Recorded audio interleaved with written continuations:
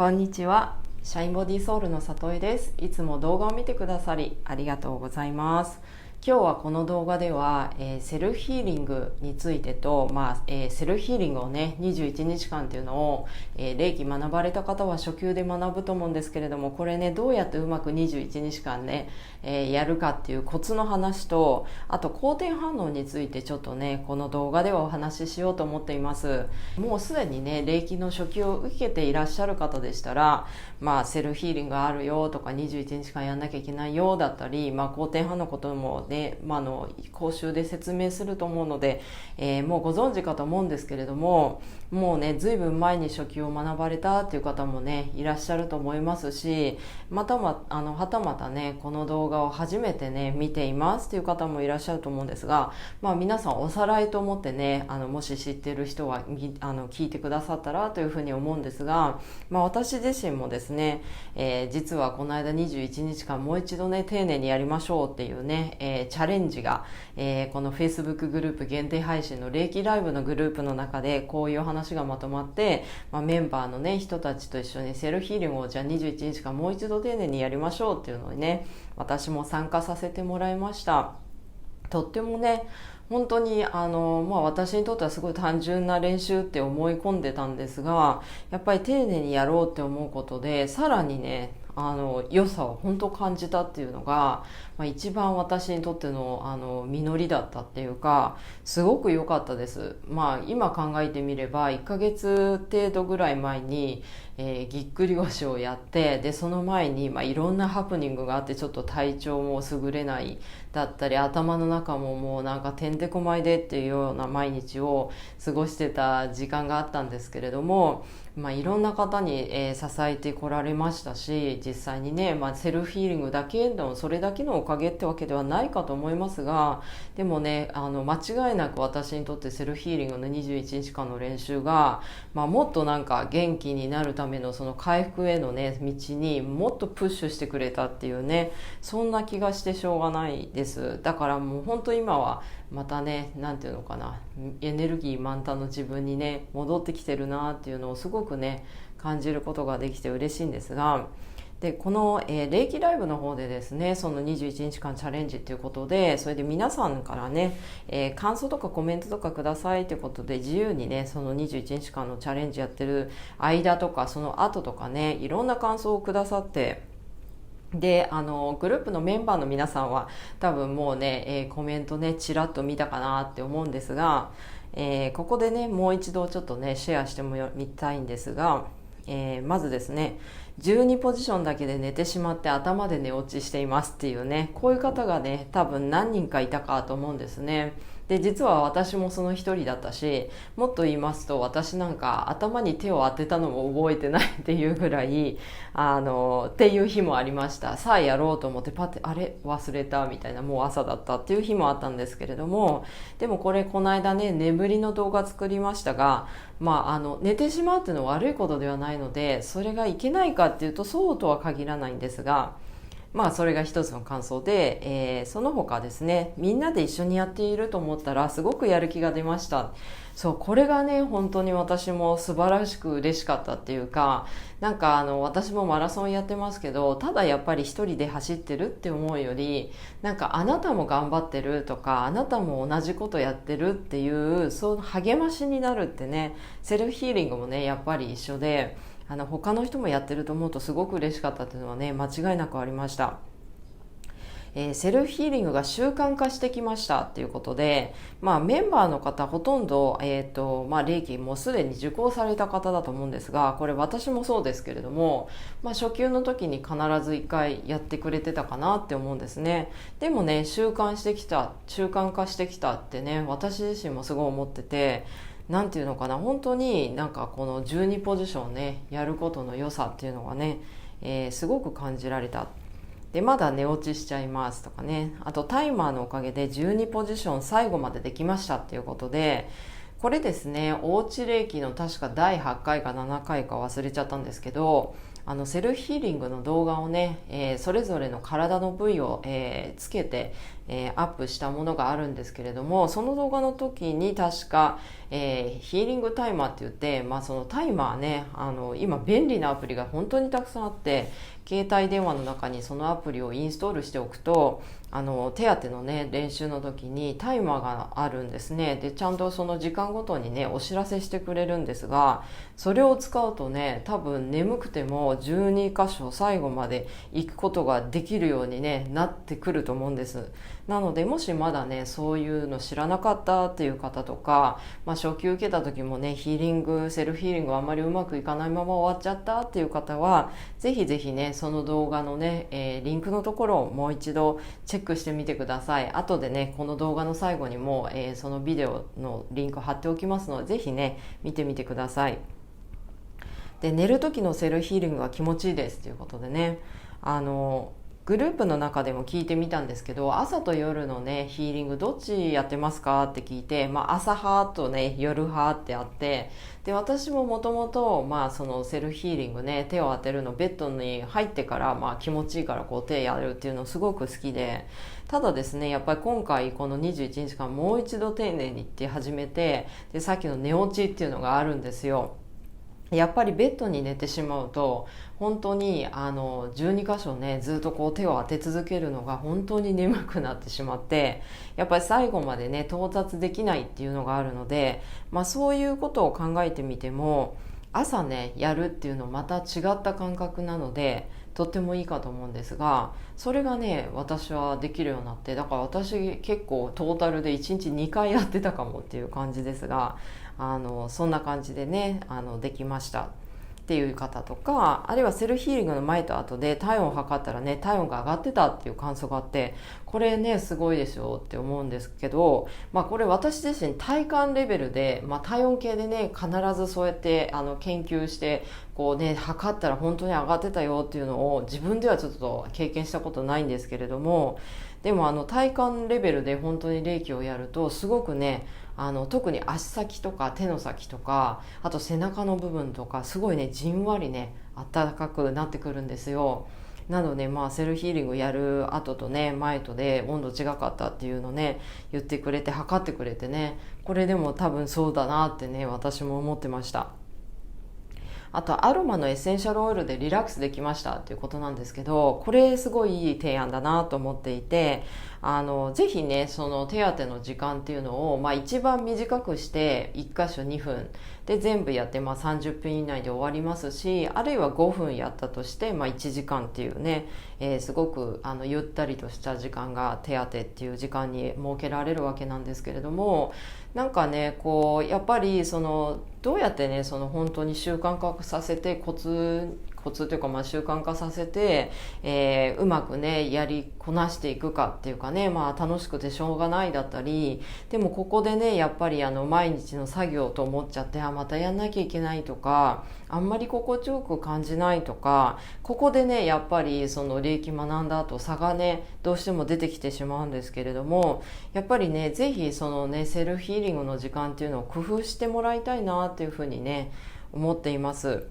やっぱりなんていうのかな、もちろんねちゃんと霊気につながってるかつながってないかっていうのがね特に大事になってくると思うんですね。学んですぐの時はだんだんと手当だったり練習の回数も増えてきたり、あるいは霊気に対する自信もねついてきますと、本当にそんなに長いこと待たなくてもすごくね深い手当だったりヒーリングっていうのが感じられますし、実際その効果っていうのがこの肌レベルからね、要するにその体の内部までね本当に浸透していく感じになっていくと思うんですが、でもそこに至るまでにはやっぱりそれだけのね練習の量っていうのが必要になってくるので、やっぱりこのね例えばセルフヒーリングの時にちょっとアロマをやってみたとか、音楽をねなんかこう心地の良い音楽をねこう波の音が聞こえる音楽とか、なんかそういうね何でもいいんですが、自分がこう心地よくなれる音楽っていうのをね、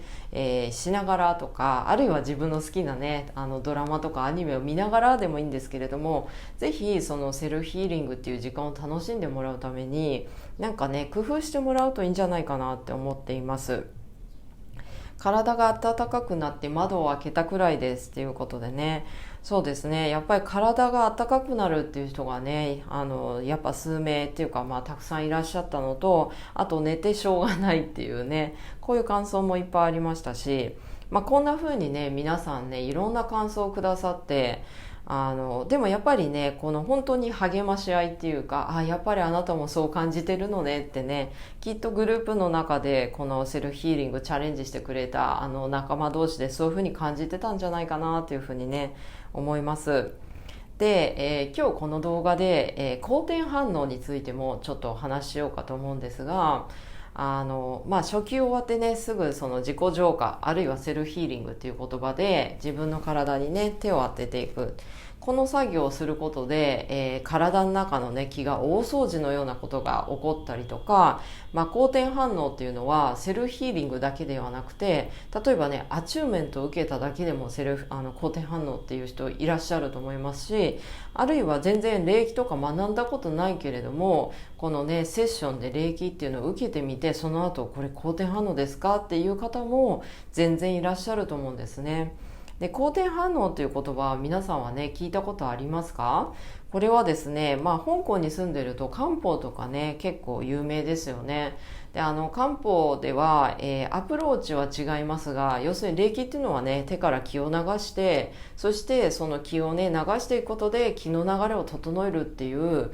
漢方に比べると非常にダイレクトでシンプルなものなんですが、でも同じように好転反応っていうのが起こってきて、で漢方っていうのはですね、要するに皆さんご存知のようにチャイニーズハーブ、要するにそのね漢方薬っていういろんなね成分のものを取っていくんですけど、要するにね、香港でもそうね、チョンヤオって、北京語かこれはね、でもその中国のヤオっていうのは薬なんですけど、だからそのねハーブを取っていくことで、あなたの中のヤンとかインとか、要するに足りないものを補う、あるいはありすぎのものを取る、こういうことを、ハーブのね調合によって、あなたの体とか体調とか今のあなたの状態に一番合ったものっていうのを取り入れることで、そして気を整えたりとかっていうようなアプローチがあるんですね。で、好転反応ってじゃあどんなこと言うんですかっていうと、基本的にはねこんな風にね考えられるんです。やっぱりねこの東洋医学的なっていうか、この霊気だったりいろんなそのね代替療法って言われるもののほとんどが、こういう似たようなプロセスがあるんですが、でも普段ねお医者さんにかかって薬を飲んだりして、これ好転反応っていうのはまずないですし、薬の場合は副作用っていう言葉で言ったりしますが、この、オリエンタルの方は、要するに東洋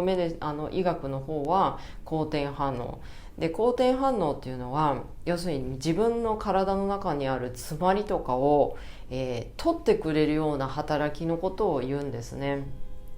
なのでですね、働きすぎの人が霊気を受けた後すごく眠くなったりだるくなったり、します、あるいはね場合によってはこんな人がいて、4年間ね風邪ひいたことなかったっていう方がいたんです。でその人見るからにすごくね健康意識高いって感じの人だったんですが、初級のアチューメント来られて風邪をひいて、これはどういうことかっていうことで質問を受けたことがあったんですけれども、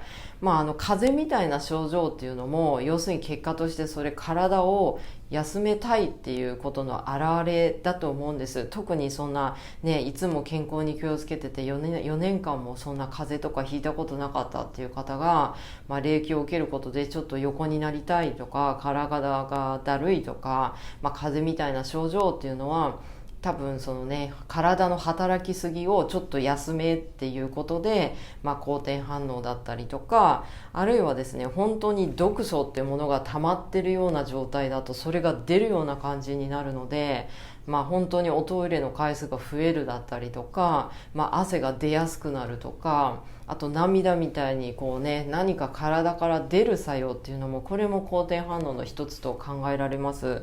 でこの間痛みについての動画も作りましたが、私は痛みも好転反応の一つではないかとちょっと思っているところがあって、特にですねその過去の症状を抑制だからそのね毒素溜まってるっていう状態が要するに外にできてないっていうことが挙げられるっていうことで、この人それがねこうぶり返したように感じるっていうのがあると思うんですね。よく症状を出し切った方がいいとかって言うじゃないですか。例えば風邪とかも風邪になったらやっぱ熱とかできったらあとは楽だとか言ったりすることがありますよね。やっぱりそういう言い方があるように私たちの症状も実はその症状って体の反応なので出し切り終わると要するにね治癒とか回復の方向に向かうっていう考え方があると思うんですね。なので症状をね出し切るっていう意味でやっぱりその過去に抑えてたものがこうちょっとぶり返したみたいな感じになるっていうのもこれも好転反応ではないかというふうに思います。でなぜこういうことが起こるかっていうと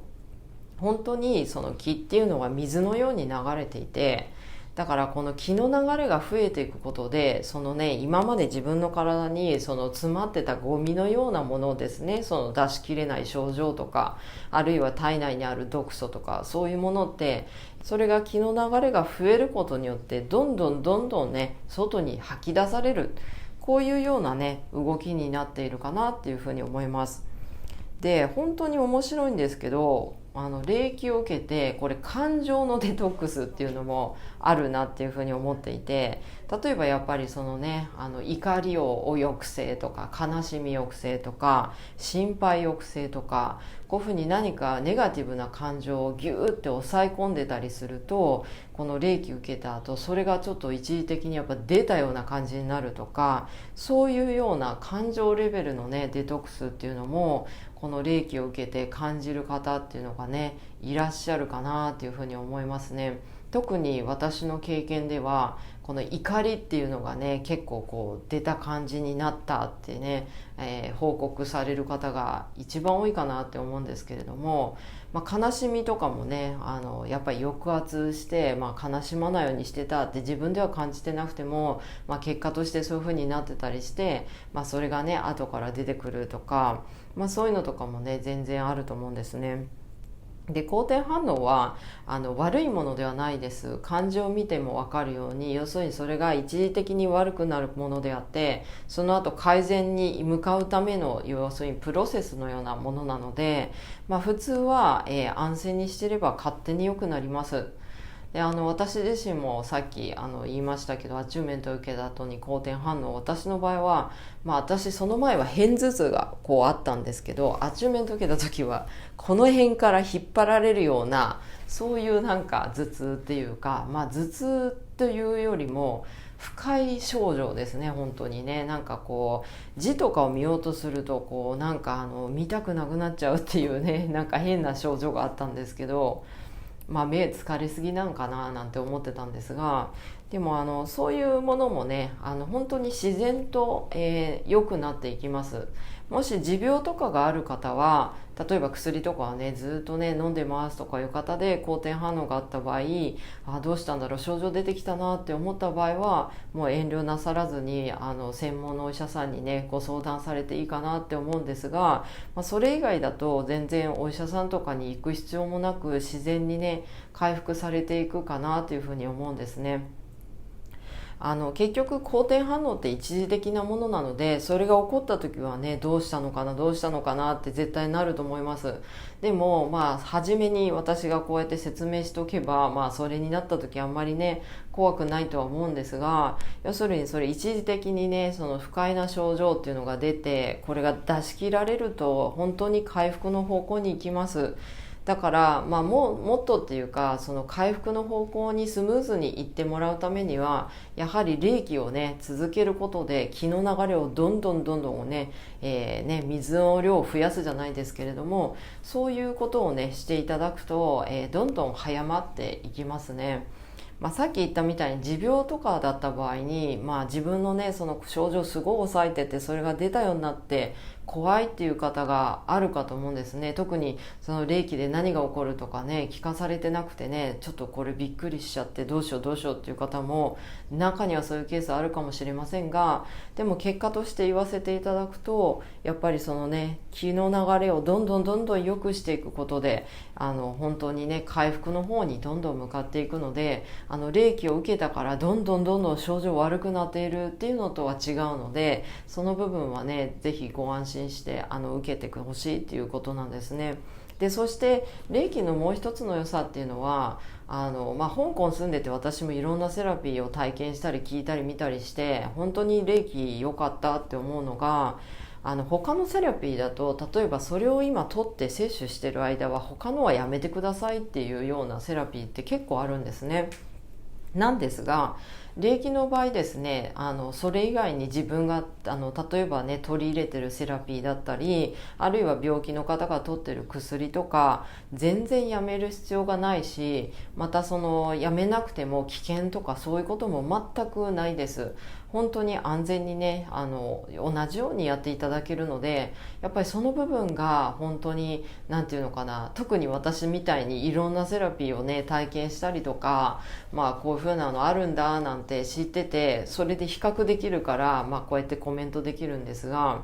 本当に霊気はねそういう意味では、優しい、と思います。好転反応っていうのは起こるかもしれませんが、でもそのね何かを取っちゃいけないとか、今これをやってるんだったらそれはちょっとやめてくださいとか、そういうね選択はないので、とてもね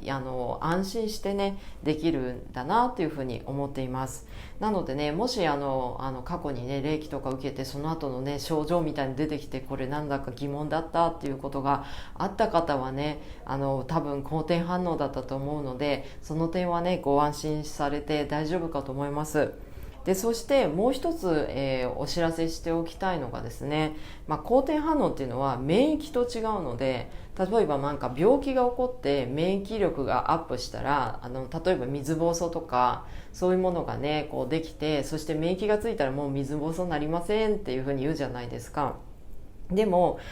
好転反応ってそれと違くて、もう一回やったから免疫つきましたからもう絶対なりませんっていうものではなくて、やっぱりその人がね毎日どんな風に生活してるかによって、例えば過労の方に行ってしまったりとか、何かねやっぱりそういう風に体を酷使することとか、あるいは自分の体が喜ばないことを続けてたりすると、やっぱりね霊気やった後ね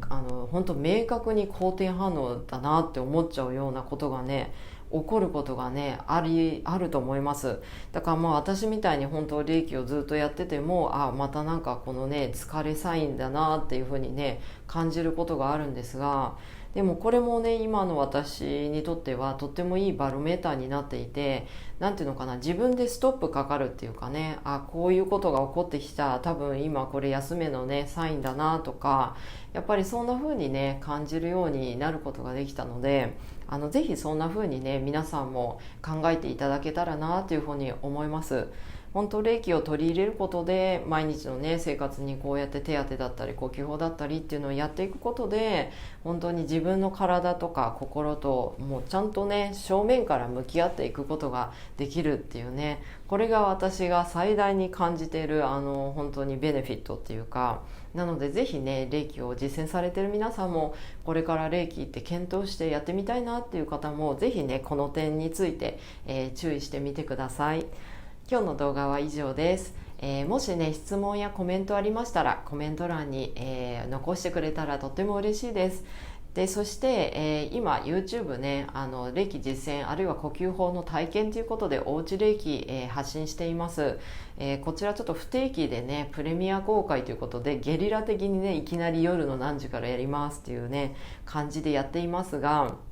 もっとね、深く霊気体験してみたいとか、私に直接ね質問を聞いてみたいですとか、あるいは自分は霊気習ったけどちゃんと遠隔霊気できてんのかなとか、これでセルフヒーリング大丈夫ですかとか、そういうのがあったらぜひぜひこのね Zoom のオンラインセッションっていうのをねこのクラスだったりっていうのをやっているので、その情報も、リンクのとこに貼っておきます。でアチューメント講習っていうのは残念ながらオンラインラインのセッションはございませんので、こちら香港の、シャインボディソウルに来てもらうかっていう感じになります。でそして、Zoom のセッションと、あともう一つはね、さっきちょっと動画でもお話しした Facebook グループのね、限定配信、霊気ライブです。こちらは参加費無料になっていますが、限定での配信になっておりますので、霊気ライブのね、霊気のお話、どんなこと喋ってんのかな、聞きたいなっていう方は、ぜひね、Facebook のグループリンクも下に貼っておきますので、そちらからね、リンクをクリックしていただいて、そして質問に答えていただければ、参加のね、準備ができたことになります。で霊気ライブはですね、私がこう一人でずっと喋ってるタイプではなくて、いろんな人とねコミュニティをね作っていく感じの、そんなね霊気を楽しむね、場所になっていますので、ぜひね興味がある方は覗いてみてください。では今日も、見てくださりありがとうございました。バイバイ。